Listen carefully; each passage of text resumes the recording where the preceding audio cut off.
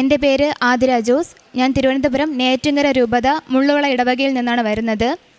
ഞാൻ ആദ്യമായി ഉടമ്പടി എടുത്തത് 2023 ജനുവരി 21-നാണ്. ഞാൻ ഉടമ്പടി എടുക്കുന്ന സമയത്ത് എൻ്റെ ചേച്ചിയുടെ ജോലിയായിരുന്നു എൻ്റെ മെയിൻ വിഷയം. അത് ചേച്ചിക്ക് ജോലി കിട്ടി, ചേച്ചി ഇവിടെ വന്ന് സാക്ഷ്യം പറഞ്ഞായിരുന്നു. ഇപ്പോൾ മാതാവ് എനിക്കായിട്ട് തന്ന ഒരുപാട് അനുഗ്രഹങ്ങളുടെ സാക്ഷ്യം പറയാനാണ് ഞാനിവിടെ നിൽക്കുന്നത്. ഞാൻ ഡിഗ്രി കഴിഞ്ഞിട്ട് എനിക്ക് എന്ത് പഠിക്കണമെന്ന് ഭയങ്കര കൺഫ്യൂഷനായിരുന്നു. പ്രൊഫഷണലായിട്ട് പഠിക്കണം എന്നായിരുന്നു ആഗ്രഹം. പക്ഷേ എന്ത് കോഴ്സ് എടുക്കണം എന്നെനിക്കൊരു ഐഡിയ ഇല്ലായിരുന്നു. അപ്പോൾ ഞാൻ ഇവിടെ പുതുക്കലിന് വന്നപ്പോഴേക്കും ഇവിടെ നിയോഗം വെച്ചിട്ടുണ്ടായിരുന്നു. എനിക്ക് എന്താണ് പഠിക്കാൻ കഴിയുന്നത് അതെനിക്ക് തിരഞ്ഞെടുത്ത് തരണമെന്ന് ഞാൻ മാതാവിനോട് ഈശ്വരൻ പറഞ്ഞുകൊണ്ട് ഒരു നിയോഗം വെച്ചിട്ടുണ്ടായിരുന്നു. അങ്ങനെ ഡിഗ്രി കഴിഞ്ഞ് ഓരോ കുട്ടികൾ ഓരോന്ന് പഠിക്കാനൊക്കെ കയറി. ഞാൻ മാത്രം ഇതുവരെ തീരുമാനമാവാതെ ഇങ്ങനെ ഇരിക്കുക. അപ്പോഴേക്കും എൻ്റെ വീടിൻ്റെ അടുത്തുള്ള ഒരു ചേച്ചി എനിക്കിങ്ങനെ മെസ്സേജ് ഇട്ട് ചോദിച്ചു, നീ അടുത്ത് എന്ത് പഠിക്കാൻ തീരുമാനിച്ചെന്നൊക്കെ ചോദിച്ചു. അപ്പോൾ ഞാൻ പറഞ്ഞു, ഇങ്ങനെ കൺഫ്യൂഷനായിട്ടിരിക്കുകയാണ്, എന്തെങ്കിലും പ്രൊഫഷണലായിട്ട് തന്നെ നോക്കണമെന്നാണ് ആഗ്രഹമെന്ന്. അപ്പോഴേക്കും ചേച്ചി എൻ്റെ അടുത്ത് മെഡിക്കൽ കോഡിങ്ങിനെ കുറിച്ച് പറഞ്ഞു. ചേച്ചി മെഡിക്കൽ കോഡിങ് കോഴ്സ് കഴിഞ്ഞതായിരുന്നു. അപ്പോൾ അത് കൊള്ളാമെന്ന് എനിക്ക് തോന്നി. ചേച്ചി അവിടുത്തെ HR-ൻ്റെ നമ്പർ എനിക്ക് തന്നു. പക്ഷേ എനിക്ക് വിളിക്കാൻ ഒരു മടിയായിരുന്നു. കാരണം നമ്മൾ വിളിച്ചു കഴിഞ്ഞാൽ അവർ എങ്ങനെയെങ്കിലും നമ്മളവിടെ പഠിപ്പിക്കും. അതുകൊണ്ട് ആദ്യം ഇത് മാതാവ് ഈശ്വരൻ തന്നതാണോ എന്ന് അറിയണമല്ലോ. അപ്പോൾ ഞാൻ തൊട്ടടുത്ത ദിവസം വിശ്വാസ പ്രമാണമൊക്കെ പറഞ്ഞ് പ്രാർത്ഥിച്ചിട്ട് ഒരു വചനം എടുത്തു. അപ്പോൾ എനിക്കെന്ന വചനം, കർത്താവിൻ്റെ ദൂതൻ ഏലിയായോട് പറഞ്ഞു, അവൻ്റെ കൂടെ ഇറങ്ങി ചെല്ലുക, അവനെ ഭയപ്പെടേണ്ട എന്നായിരുന്നു. അതായത് ഭയപ്പെടേണ്ട, ധൈര്യമായിട്ട് വിളിച്ചോളൂ എന്നൊരു മെസ്സേജാണ് എനിക്ക് അതിൽ നിന്ന് കിട്ടിയത്. അപ്പോൾ ഞാൻ ധൈര്യമായിട്ട് അവരെ വിളിച്ചു, കാര്യങ്ങളൊക്കെ അന്വേഷിച്ചു. പക്ഷേ എനിക്ക് ഉടനെ അഡ്മിഷൻ എടുക്കാൻ പറ്റത്തില്ല. എൻ്റെ ചേച്ചിയുടെ എൻഗേജ്മെൻ്റ് ആ ടൈമായിരുന്നു. അപ്പോൾ അതുകൊണ്ട് ഫീസ് അടയ്ക്ക് ഇത്തിരി ബുദ്ധിമുട്ടുള്ളതുകൊണ്ട് ഒരു മാസം കഴിഞ്ഞ് ഞാൻ കോൺടാക്ട് ചെയ്യാമെന്ന് പറഞ്ഞാൽ വെച്ചു. അങ്ങനെ ചേച്ചിയുടെ എൻഗേജ്മെൻ്റൊക്കെ കഴിഞ്ഞതിന് ശേഷം ഞാൻ വീണ്ടും വിളിക്കണോ വേണ്ടേന്ന് കൺഫ്യൂഷൻ. മാതാവ് ഈശ്വരൻ തന്നതാണെന്ന് എങ്കിലും ഒരു കൺഫർമേഷൻ കിട്ടാൻ വേണ്ടിയിട്ട് ഞാൻ ഒരിക്കൽ കൂടെ മാതാവിനോട് പറഞ്ഞു, മാതാവേ ഞാൻ അങ്ങോട്ട് വിളിക്കുന്നില്ല, ഇത് മാതാവ് ഈശ്വരൻ എനിക്ക് തന്നതാണെന്നുണ്ടെങ്കിൽ നാളെ അവരെന്നെ ഇങ്ങോട്ട് വിളിക്കണമെന്ന്. ഭയങ്കര അത്ഭുതം എന്ന് പറയണം. തൊട്ടടുത്ത ദിവസം എന്നെ വിളിച്ചില്ല, എനിക്ക് ഇങ്ങോട്ട് മെസ്സേജ് ഇടുകയാണ്, അടുത്ത ബാച്ച് തുടങ്ങാൻ ടൈമായി, അഡ്മിഷൻ എടുക്കുന്നില്ലേ എന്ന്. പിന്നെ ഒന്നും നോക്കിയില്ല, അഡ്മിഷൻ എടുത്തു. അങ്ങനെ മെഡിക്കൽ കോഡിങ്ങിന് ജോയിൻ ചെയ്തു. പക്ഷെ പിന്നെ മാതാവിന് ഈശ്വരൻ കൃപ കൊണ്ട് കോഴ്സൊക്കെ പാസ്സായി. അതിനുശേഷം അതിൻ്റെ ഒരു ഇൻ്റർനാഷണൽ എക്സാം ഉണ്ട്. അപ്പോൾ അത് CPC, അത് 65,000 രൂപയാണ് ആ എക്സാം മാത്രം. ആ എക്സാം എഴുതാതെ നമുക്ക് കയറാം ജോലിക്ക്, പക്ഷെ അതുകൂടെ ഉണ്ടെങ്കിലാണ് നമുക്ക് കൂടുതൽ ബെനിഫിറ്റ്. അങ്ങനെ അത് എഴുതാൻ വേണ്ടി പ്രിപ്പറേഷൻ തുടങ്ങി. പക്ഷേ ക്യാഷ് അടയ്ക്കാൻ ആ സമയത്ത് എൻ്റെ ചേച്ചി സിംഗപ്പൂർ പോകുന്നതുകൊണ്ട് വീണ്ടും ക്യാഷ് എല്ലാം അതിലോട്ട് ഇട്ടതുകൊണ്ട് ക്യാഷ് ഒന്നുമില്ല ഫീസ് അടയ്ക്കാൻ. അങ്ങനെ ഒരു മാസത്തോളം വെയിറ്റ് ചെയ്തു, ക്യാഷ് ഒന്നും റെഡി ആവുന്നില്ല. അങ്ങനെ ഒന്നും ആവുന്നില്ലല്ലോ എന്ന് വിഷമിച്ചിരുന്നപ്പോഴേക്കും എനിക്ക് ലൈറ്റിൽ ക്യാൻഡിൽ പ്രെയർ ഇടാൻ ഒരു സാക്ഷ്യം കണ്ടപ്പോൾ മനസ്സിൽ തോന്നി. അങ്ങനെ ഞാൻ ലൈറ്റിൽ ക്യാൻഡിൽ പ്രെയർ ഇട്ടു. ലൈറ്റിൽ ക്യാൻഡിൽ പ്രെയർ ഇട്ട ഉടനെ തന്നെ അന്ന് ഉച്ചയ്ക്ക് അമ്മ വന്നപ്പോഴേക്കും എൻ്റെ അടുത്ത് പറഞ്ഞു, ഒരു ലോൺ റെഡി ആയിട്ടുണ്ടെന്ന്. അങ്ങനെ മാതാവ് ഈശ്വരൻ എനിക്ക് ക്യാഷ് റെഡിയാക്കി തന്നു. അതിനുശേഷം പിന്നെ വീണ്ടും നമ്മൾ പഠിക്കണം. ഇപ്പോൾ ഞാൻ ഫെബ്രുവരിയിൽ കോഴ്സ് കഴിഞ്ഞിറങ്ങി, ഏപ്രിലാണ് ഫീസ് അടയ്ക്കുന്നത്. അപ്പോഴേക്കും നമ്മുടെ പഠിച്ചതിൻ്റെ എല്ലാം നമ്മുടെ കയ്യിൽ നിന്ന് പോയി. അപ്പോൾ വീണ്ടും ഞങ്ങൾ ഫ്രണ്ട്സ് ഒന്നിച്ച് കമ്പൈൻ സ്റ്റഡി തുടങ്ങി. കമ്പൈൻ സ്റ്റഡി ചെയ്യുന്നുണ്ടെങ്കിലും എനിക്ക് പ്രാധാന്യം കൊടുക്കണം, അങ്ങനെയായിരുന്നു എൻ്റെ ഒരു ഇത്. അപ്പം പക്ഷേ എനിക്കാണെങ്കിൽ ഞാൻ കുറച്ച് പിള്ളേർക്ക് ട്യൂഷൻ എടുക്കുന്നുണ്ടായിരുന്നു. അപ്പോൾ ഈ ട്യൂഷനും പഠിത്തവും പ്രാർത്ഥനയും എല്ലാം കൂടെ എന്നെക്കൊണ്ട് പറ്റുന്നില്ലായിരുന്നു. മാതാവ് ഈശ്വരൻ തന്ന കുട്ടികൾ തന്നെയാണെങ്കിൽ ട്യൂഷൻ, എങ്കിലും എന്നെക്കൊണ്ട് ഒട്ടും പറ്റാതെ ഞാൻ ഭയങ്കര സ്ട്രെസ്സായി, പിന്നെ കരച്ചിലായി, അങ്ങനെയൊക്കെ ആയി. അപ്പോഴേക്കും ഞാൻ ഇവിടെ പുതുക്കലിന് വീണ്ടും വന്നപ്പോഴേക്കും ഞാൻ ഇവിടെ മാതാവിൻ്റെ അടുത്ത് പറഞ്ഞിട്ട് പോയി, എന്നെക്കൊണ്ട് ഒട്ടും പറ്റുന്നില്ല എന്ന് പറഞ്ഞിട്ടാണ് പോയത്. ഇവിടെ നിന്ന് പോകുന്ന വഴിക്ക് തന്നെ എൻ്റെ ഫ്രണ്ട്സ് വിളിച്ച് പറയാണ്, ഞാൻ പഠിക്കുന്ന ഇൻസ്റ്റിറ്റ്യൂഷനിൽ ഒരു ക്ലാസ് ഒഴിവുണ്ട്, ഉച്ചയ്ക്ക് ശേഷം ചെന്നിട്ട് പഠിക്കാൻ മാം പറഞ്ഞു എന്ന്. അത് മാതാവായിട്ട് എനിക്കൊരു അവസരം തന്ന പോലെ തോന്നി. ആ പേരും പറഞ്ഞ് ഞാൻ ട്യൂഷനെല്ലാം അങ്ങ് നിർത്തി. എന്നിട്ട് ഒരു മാസം പഠിത്തത്തിന് വേണ്ടി അങ്ങ് മാറ്റിവെച്ചു. ജൂണിലാണ് ഞാൻ പുതുക്കുന്നത്. ജൂലൈയിൽ എക്സാം എടുത്തു. പക്ഷേ ഈ ഒരു മാസം ഞാൻ പഠിച്ചോ എന്ന് ചോദിച്ചാൽ പഠിച്ചതിൽ കൂടുതൽ ഞാൻ പ്രാർത്ഥിക്കുകയാണ് ചെയ്തത്. കാരണം ഞാൻ കുടുംബ പ്രാർത്ഥനയ്ക്ക് ജപമാല ചൊല്ലി പ്രാർത്ഥിക്കും. അതല്ലാതെ പ്രത്യേകിച്ച് ഞാൻ ജപമാല ഒന്ന് പേഴ്സണലി ചൊല്ലും. പിന്നെ ബൈബിള് അരമണിക്കൂർ വായന, അങ്ങനെ പ്രാർത്ഥനയ്ക്ക് കൂടുതൽ പ്രാധാന്യം കൊടുത്ത് സാക്ഷിയൊക്കെ കൂടി കേട്ട് അതിനൊക്കെ പ്രാധാന്യം കൊടുത്തുകൊണ്ടാണ് ഞാൻ പഠിച്ചത്. അങ്ങനെ അവസാനം അതുപോലെ മോക്ക് എക്സാമിന് ഇവിടെ നിന്ന് ഇൻസ്റ്റിറ്റ്യൂഷനിൽ നിന്ന് മോക്ക് എക്സാം ഉണ്ട്. ഈ മോക്ക് എക്സാമിന് 80 above വന്നാൽ മാത്രമേ നമുക്ക് ഇവർ ഡേറ്റ് എടുത്ത് തരൂ. 70 മതി ജയിക്കാൻ, പക്ഷേ ഇവിടെ 80 എബോവ് വന്നാലേ അവിടെ നമുക്ക് 70 എങ്കിലും കിട്ടൂ എന്നതായിരുന്നു ഇൻസ്റ്റിറ്റ്യൂഷനിലുള്ളവർ പറയുന്നത്. അപ്പോൾ എനിക്കാണെങ്കിൽ എല്ലാം 75-76 റേഞ്ചിലാണ് നിന്നത്. അതുകൊണ്ട് തന്നെ ഡേറ്റ് എടുക്കുക ഇവർ സമ്മതിക്കുന്നില്ലായിരുന്നു. പക്ഷേ ഈ ഒരു മാസം ഞാൻ പ്രാർത്ഥനയ്ക്ക് കൂടുതൽ പ്രാധാന്യം കൊടുത്ത് പഠിച്ച സമയത്ത് എനിക്ക് 80 എബോവ് വരെയും ഡേറ്റ് എടുക്കാൻ പറയുകയും ചെയ്തു. ആ ടൈമിൽ എനിക്ക് ഇനി ഏത് ഡേറ്റ് എടുക്കണമെന്ന കൺഫ്യൂഷൻ. ജൂലൈ 15 മുതൽ 20 വരെ ഏതെങ്കിലും ഡേറ്റ് എടുക്കാമെന്നായിരുന്നു വിചാരിച്ചത്. അപ്പോഴേക്കും ഞാൻ എൻ്റെ ഒരു തുണ്ടിൽ ഇങ്ങനെ 15 മുതൽ 20 വരെയുള്ള ഡേറ്റ് ഇട്ടപ്പോൾ എനിക്ക് കിട്ടിയത് 18ആണ്. പക്ഷേ എനിക്ക് 18 അത്രയ്ക്ക് അങ്ങോട്ട് ഇഷ്ടപ്പെട്ടില്ല. കാരണം 7 എന്ന സംഖ്യ അതിനകത്തില്ല, പിന്നെ അത് ബുധനും അല്ല ശനിയും അല്ല എന്നൊരിതായിരുന്നു എനിക്ക്. പക്ഷേ ഉടനെ തന്നെ എൻ്റെ ഫ്രണ്ട് എന്നെ വിളിച്ച് ഇങ്ങോട്ട് പറയണേറ്റ് നമുക്ക് 18 എടുത്താലോ ഡേറ്റ് എന്ന്. പിന്നെ ഞാൻ ഒന്നും നോക്കിയില്ല, അത് മാതാവിഷയം എനിക്ക് കനിഞ്ഞ് തന്നത് തന്നെയാണ് ആ ഡേറ്റ് എന്ന് എനിക്ക് മനസ്സിലായി. ഞാൻ ഇവിടെ വന്ന് അച്ഛനെ കണ്ടു, അച്ഛൻ പ്രാർത്ഥിച്ചു. അച്ഛൻ ഇവിടെ നിന്ന് തന്ന കാശ് രൂപം വെച്ചാണ് പിന്നീട് ഞാൻ എൻ്റെ ബാക്കി 3 മോക്ക് എക്സാം എടുത്തത്. അത്ഭുതം എന്ന് പറഞ്ഞാൽ ആ മോക്ക് എക്സാമിനെല്ലാം എനിക്ക് 90 എബോവ് മാർക്കും. അതുപോലെ 4 മണിക്കൂർ എക്സാമിന് നമുക്ക് ടൈം മാനേജ് ചെയ്യാനേ പറ്റത്തില്ല. പക്ഷേ ആ ടൈമിൽ എനിക്ക് അരമണിക്കൂർ 3/4 മണിക്കൂറോളം ബാക്കിയുണ്ടായിരുന്നു മോക്ക് എക്സാമിന്. അങ്ങനെ നമ്മൾ 18-ാം തീയതി എക്സാമിന് പോയി. എറണാകുളത്ത് വെച്ചായിരുന്നു എക്സാം. തൈലം പൂശി പ്രാർത്ഥിച്ച് കാശ് രൂപം മുറുകെ പിടിച്ച് ഉപ്പ് വായിലിട്ട് ഉപ്പ് കുറച്ച് പാൻ്റെ പോക്കലും ഇട്ടിട്ടാണ് ഞാൻ എക്സാം ഹാളിൽ കയറിയത്.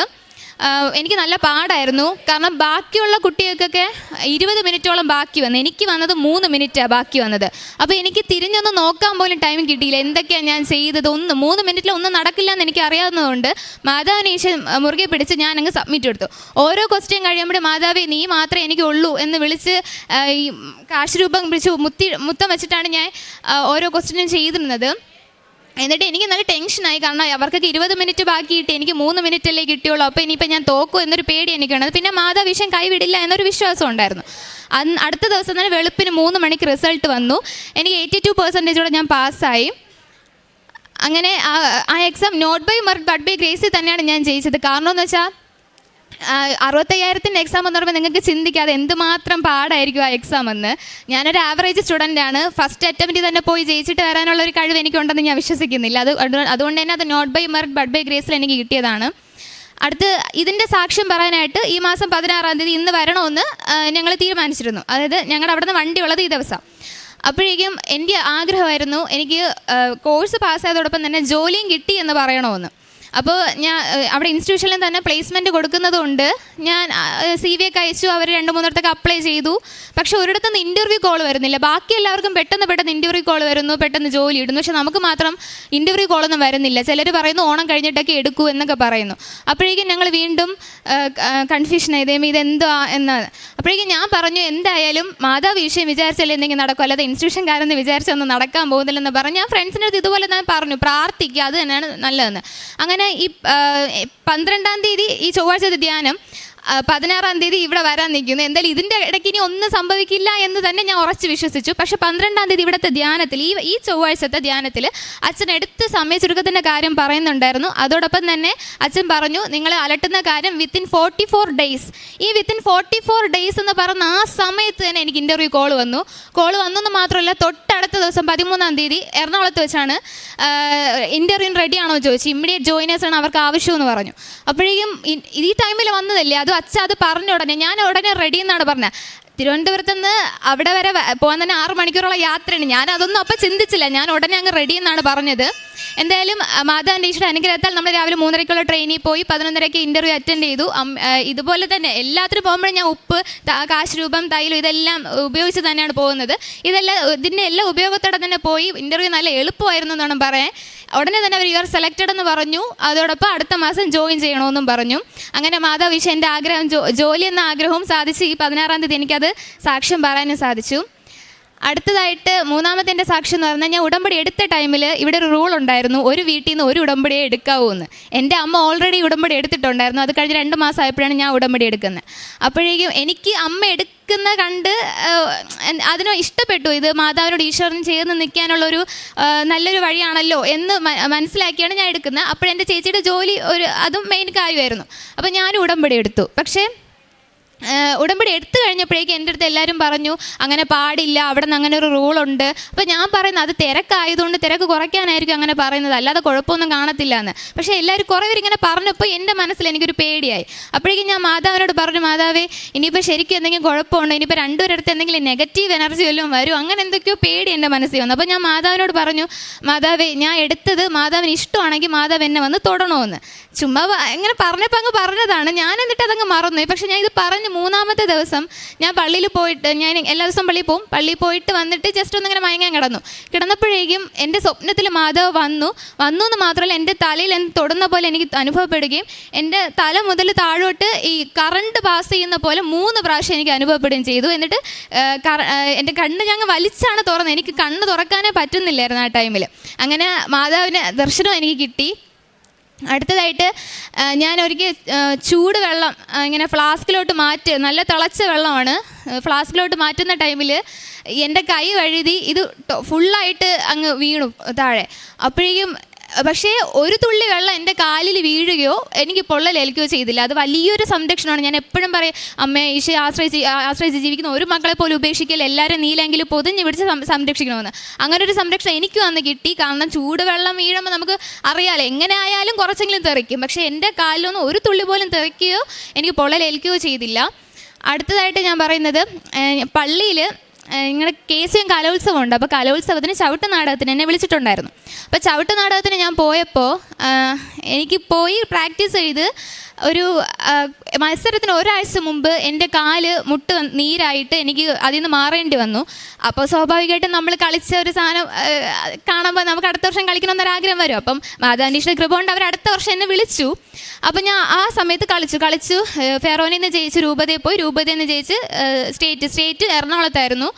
അവിടെ നമുക്ക് സെക്കൻഡ് ആയിരുന്നു. പക്ഷേ ഒരു മെയിൻ സംഭവം പറയുന്നതെന്ന് വെച്ചാൽ, ഈ ഫസ്റ്റ് കിട്ടിയ ആൾക്കാരും ഉണ്ട്, എൻ്റെ കൂടെ കഴിഞ്ഞ വർഷം കളിച്ച കുട്ടികളും ഉണ്ട്. പക്ഷെ അവിടുത്തെ ആ ജഡ്ജ് നമ്മൾ ഇരിക്കുന്നിടത്ത് വന്നിട്ട് എടുത്ത് ചോദിച്ചു, മന്ത്രിയായിട്ട് ചെയ്ത കുട്ടി ആരാന്ന്. അപ്പോൾ ഞാനായിരുന്നു.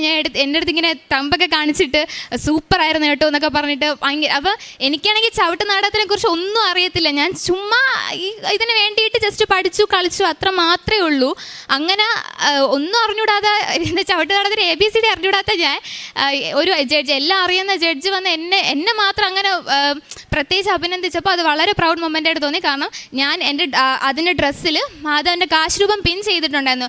അതുകൊണ്ട് തന്നെയാണ് എനിക്ക് അത്രയും നന്നായിട്ട് കളിക്കാൻ പറ്റിയതും അങ്ങനെ ജഡ്ജ് വരെ എന്നെ വന്ന് അഭിനന്ദിച്ചതും. അടുത്തതായിട്ട് എനിക്ക് ഒരു സാക്ഷ്യം ഇവിടെ പറയാനുണ്ട്. ഞാനും അമ്മയും കൂടെ രാവിലെ പ്രത്യക്ഷീകരണ പ്രാർത്ഥന ചൊല്ലി ഒരു ദിവസം ചൊല്ലി കഴിഞ്ഞിട്ട് ഞങ്ങൾ റൂമിലോട്ട് പോയപ്പോൾ എനിക്ക് പെട്ടെന്ന് ഭയങ്കര ഒരു തല കറക്കാം. അപ്പം ഞാൻ അമ്മ എന്നൊരു വിളി മാത്രം വിളിച്ച് എനിക്ക് ഓർമ്മയുണ്ട്. പിന്നെ എനിക്കൊന്നും ഓർമ്മയില്ല. ഞാൻ പിന്നെ കണ്ണ് തുറക്കുമ്പോൾ അമ്മ കടന്ന് വിളിക്കുകയാണ്, എൻ്റെ കൊച്ചിനെ രക്ഷിക്കണമെന്ന് പറഞ്ഞിട്ട് തൈലം പൂശിക്കൊണ്ടിരിക്കുകയാണ് എൻ്റെ ദേഹം മൊത്തത്തിൽ. അപ്പോൾ അമ്മ പറഞ്ഞപ്പോഴാണ് ഞാൻ അറിഞ്ഞത്, ഞാൻ വിളിച്ച അമ്മ വന്നപ്പോഴേക്കും എൻ്റെ കണ്ണൊക്കെ മുകളിലോട്ട് പോയി എന്നിട്ട് ഈ തൈലം പൂശി ഇത്രയും കരഞ്ഞ് പ്രാർത്ഥിച്ചുകൊണ്ടിരുന്നപ്പോഴാണ് കണ്ണ് താഴോട്ട് വന്നത്, എനിക്ക് ബോധം വന്നതും ഇതൊക്കെ. അപ്പോൾ അവിടെ മാതാവിൻ്റെ സംരക്ഷണം എപ്പോഴും എൻ്റെ കൂടെ ഉണ്ട്. അതുപോലെ ഞാനാണെങ്കിൽ ഞായറാഴ്ചകളിൽ മാത്രം പള്ളിയിൽ പോയിരുന്നൊരു കുട്ടിയായിരുന്നു. ഉടമ്പടി എടുത്തതിന് ശേഷം എല്ലാ ദിവസവും പള്ളിയിൽ പോകും, അരമണിക്കൂർ ബൈബിൾ വായിക്കും. ഇപ്പോൾ പേഴ്സണലി ജപമാല ചൊല്ലുന്നുണ്ട്. അങ്ങനെ എല്ലാ കാര്യത്തിലും ആത്മീയമായിട്ട് ഒരുപാട് ഞാൻ അടുക്കാൻ എനിക്ക് പറ്റി. അതോടൊപ്പം പ്രേക്ഷിത പ്രവർത്തനമായിട്ട് എല്ലാ ധ്യാനം ഷെയർ ചെയ്യുന്നുണ്ട്, ഡെയിലി ബ്രെഡ് ഷെയർ ചെയ്യുന്നുണ്ട്. അതുപോലെ തന്നെ എനിക്ക് ആരടുത്തെങ്കിലും മാതാവിനെ കുറിച്ച് കുറച്ച് പറയാൻ ഒരു അവസരം കിട്ടിയാൽ പിന്നെ ഞാൻ ഇങ്ങനെ നിർത്താതെ പറഞ്ഞുകൊണ്ടിരിക്കും. അങ്ങനെ ഒരു ഇതുണ്ട്. പിന്നെ അതോടൊപ്പം തന്നെ ഇവിടെ എല്ലാ മാസവും വന്ന് പത്രം വാങ്ങി വിതരണം ചെയ്യാറുണ്ട്. അതുപോലെ കാരുണ്യ പ്രവൃത്തിയായിട്ട് എൻ്റെ അടുത്ത് ആരെങ്കിലും വന്ന് എന്തെങ്കിലും വിഷമം പറഞ്ഞു കഴിഞ്ഞാൽ എൻ്റെ കയ്യിൽ ഉണ്ടെങ്കിൽ ഞാൻ അവർക്ക് എന്തെങ്കിലും കൊടുക്കാറുണ്ട്. അതുപോലെ ഞാനും അമ്മയും കൂടെ ഞങ്ങൾക്ക് പറ്റുമ്പോൾ പൊതിച്ചോറ് കൊണ്ടുപോകാറുണ്ട്.